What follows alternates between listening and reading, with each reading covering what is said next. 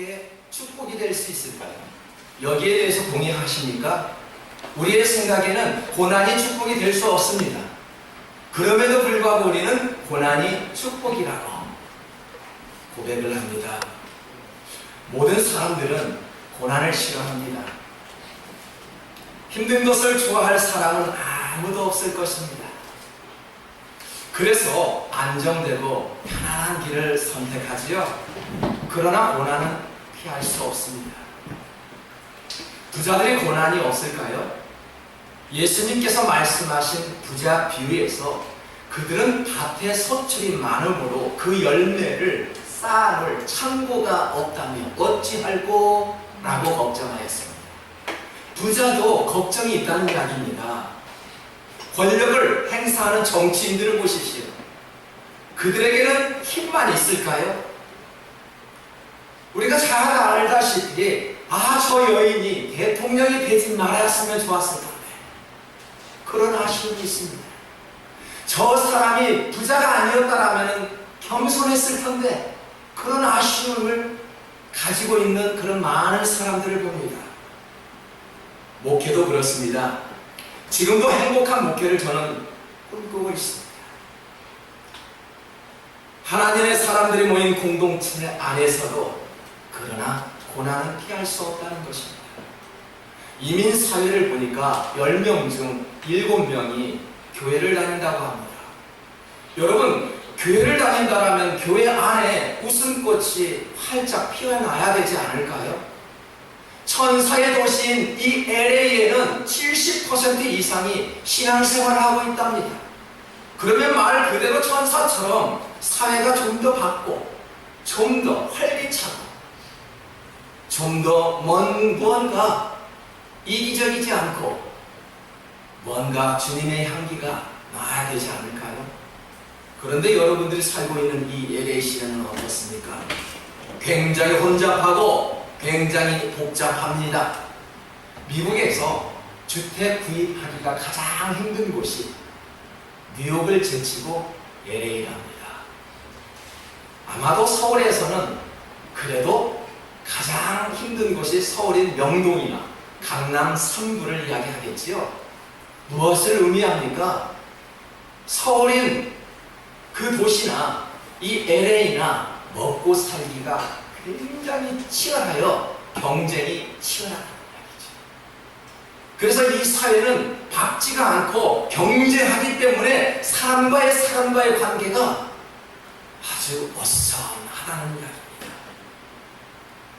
정직하면 돈을 벌 수 없대요. 맞는 말씀입니까? 그렇습니다. 정직하면 돈을 벌 수 없다는 것이 우리 사회적인 인식입니다. 저울을 속여야 뭔가 남길 수 있지요. 2, 3일 된 재고를 먼저 팔아야 재고가 쌓이지 않습니다. 건물을 떠받치고 있는 이 보이지 않는 이 기둥 안에는 철골이 들어 있습니다. 그런데 사람의 눈에는 보이지 않는다고 한두 개쯤 빼먹습니다. 우리는 이것을 부실공사라고 이야기를 하지요.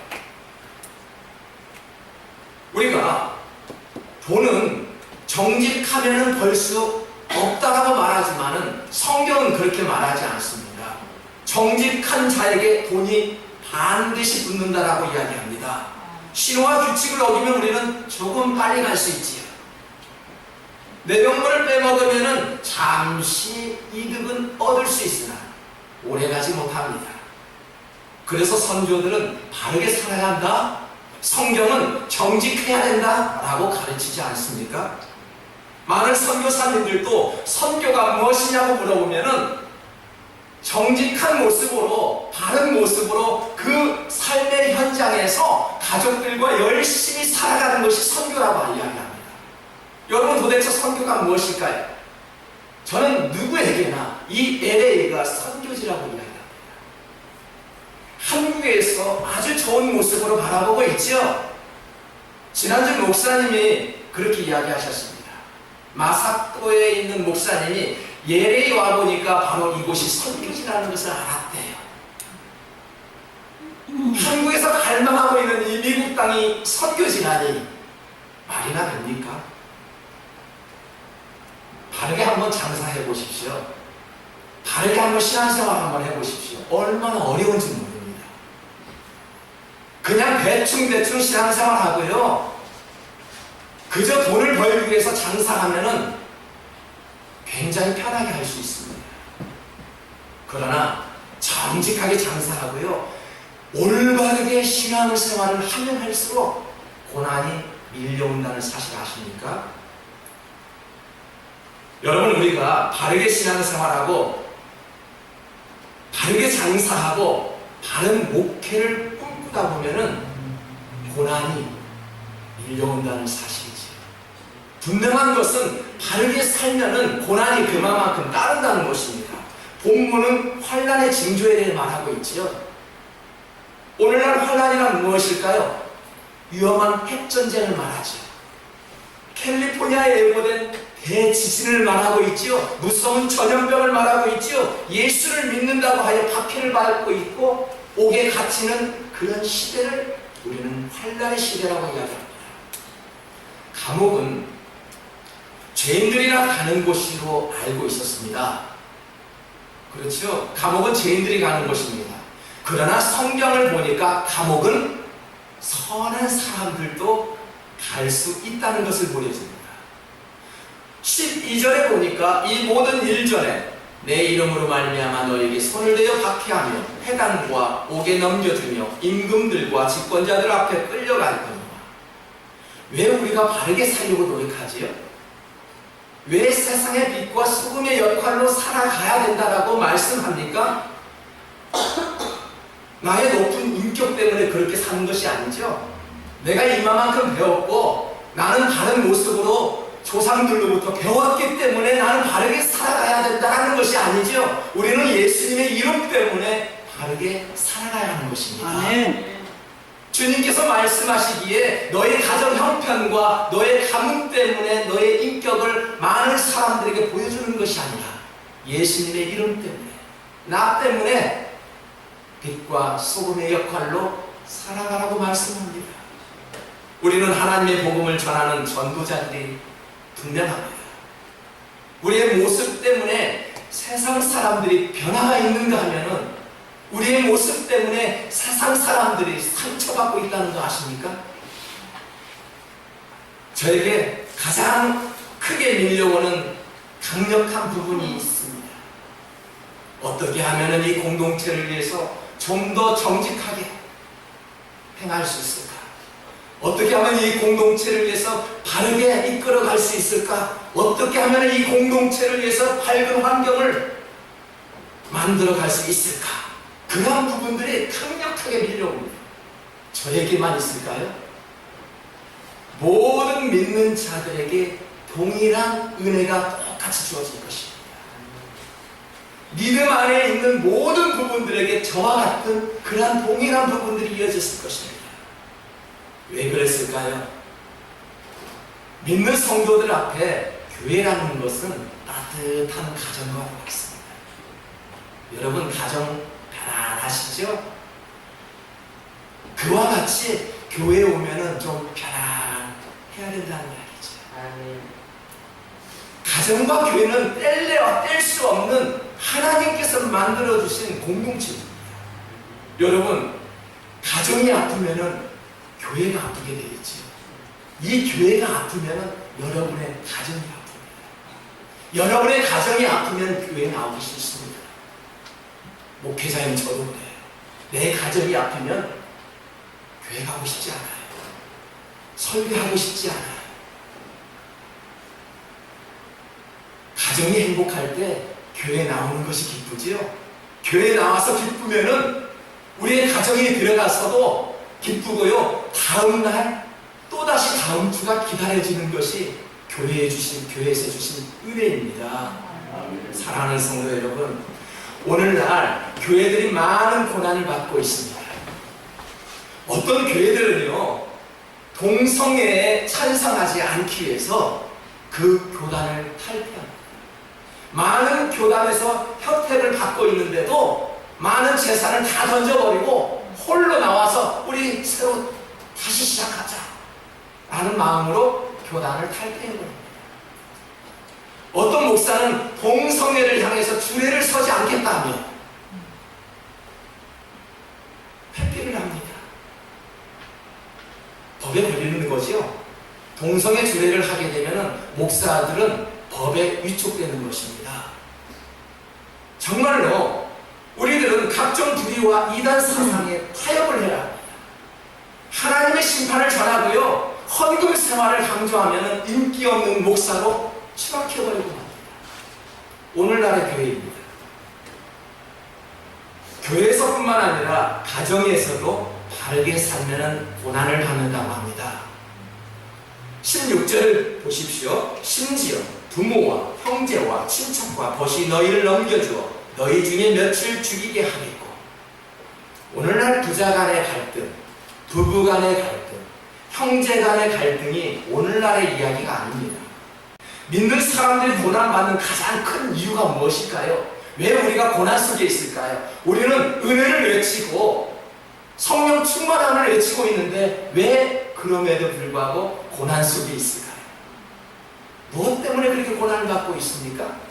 왜 하나님의 사람들이 모일 때 왜 고난을 받고 있을까요? 저는 그 결론을 이렇게 내렸습니다. 잘해보려고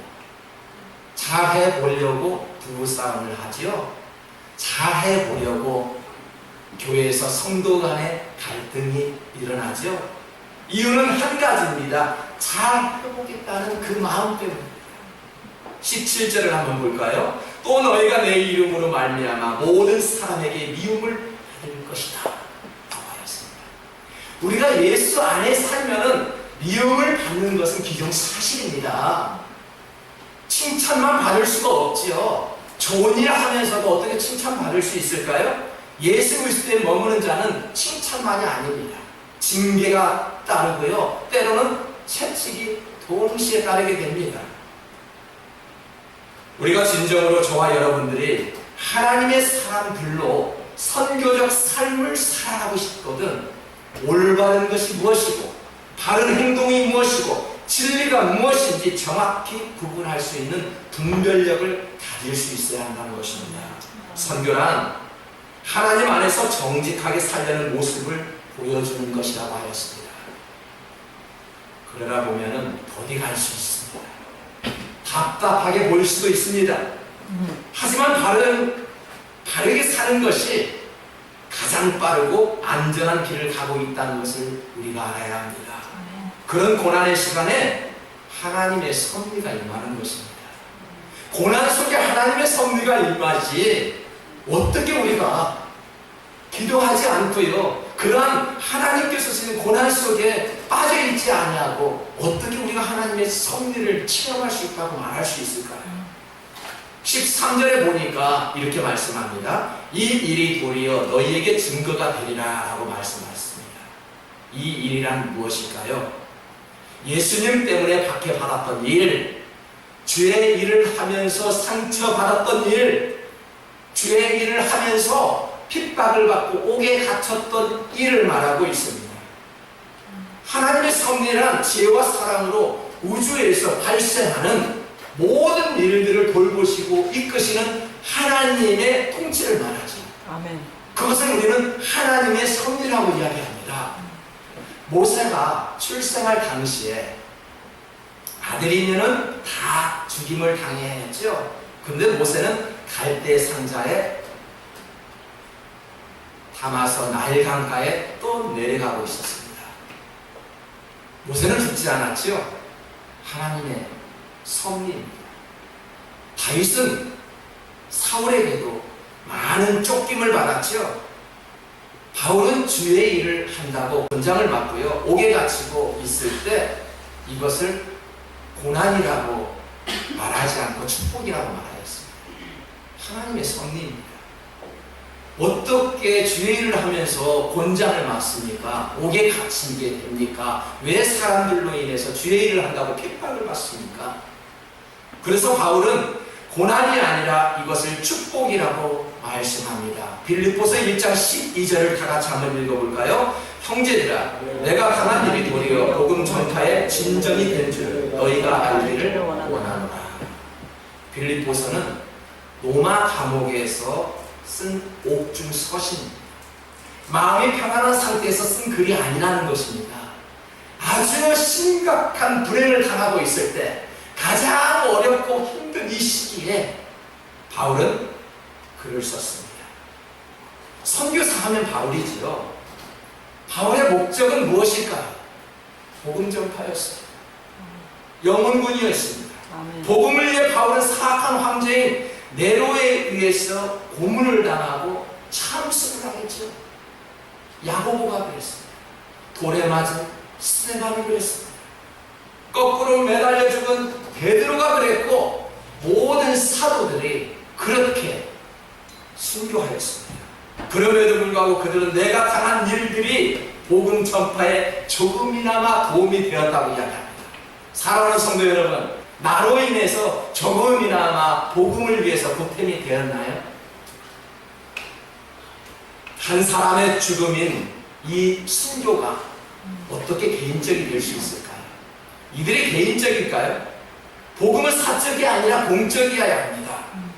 처음에는 교회에 나갈 때 나의 믿음 때문에 나갈 수 있습니다. 내가 힘들고 내가 어려워서 신앙생활 할 수 있지요.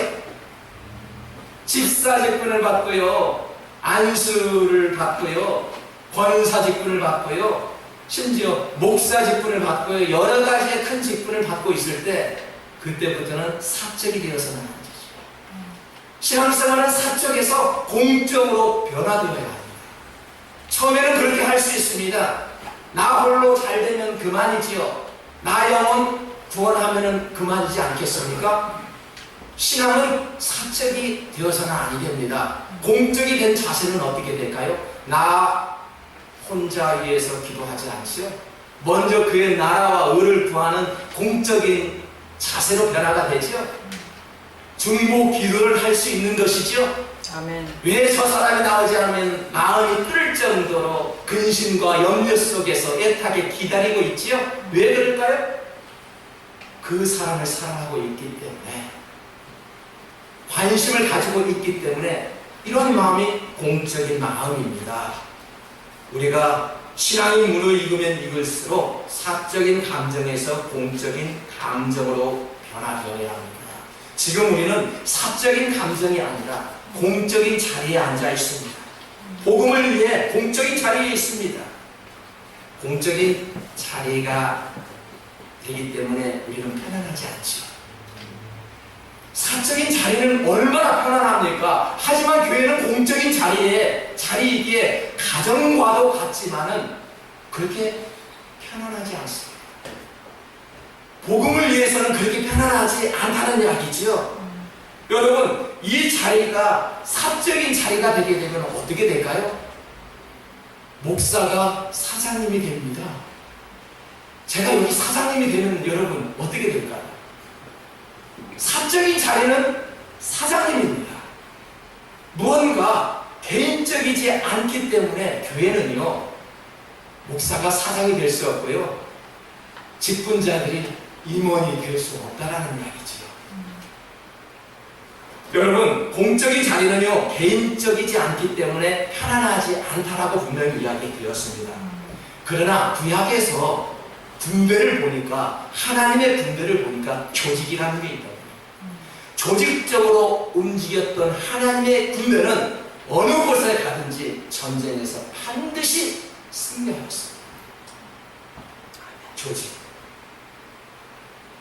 정말로 우리는 이 교회가 회사는 아니고 사회적인 어떤 공동체는 아니지만 하나님의 교회도 조직이 있다는 이야기지.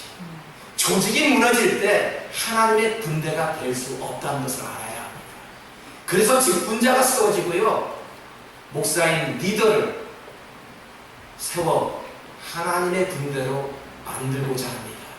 우리의 목적이 무엇일까요? 하나님께서 군대를 조직한 목적이 무엇일까요? 영혼 구원하라고, 아멘.